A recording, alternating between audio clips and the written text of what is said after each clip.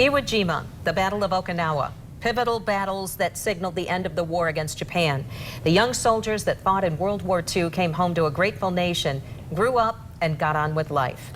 But there was a silent price that many of those young men paid, the horrors of the so-called good war and the mental health concerns that were never addressed. Well, tonight, in our continuing Veterans Voices series, we introduce you to a Grand Rapids native who now knows it's okay to ask for help. This is the original history of my ship. A day after graduating Creston High School, 17-year-old Donovan Joslin enlisted in the U.S. Navy. That's me. And was soon shipped off to the South Pacific, stationed behind a 20-millimeter gun on board a minesweeper. He was introduced to the bloody realities of war almost immediately. And a suicide plane came in, and it hit one of those transports, and it threw a bunch of sailors into the sea. And we couldn't save them because we had to take care of the fire, or whatever it was, on the troop ships that was damaged. Got hit by the suicide plane. And so that was my first realization that war was war. The year was 1944, and the war in the Pacific was inching toward its violent climax. Twice, his ship was hit by torpedoes that did not explode.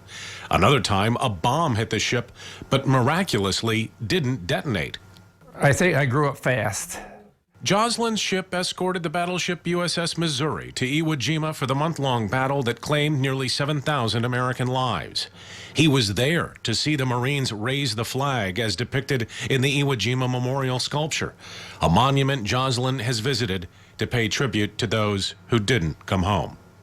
I went there too, and I prayed for, because there's so many of my fellow sailors that didn't make it. Joslin, who grew up in Grand Rapids, tried to put the war behind him and came home to work as a machinist and later moved to management.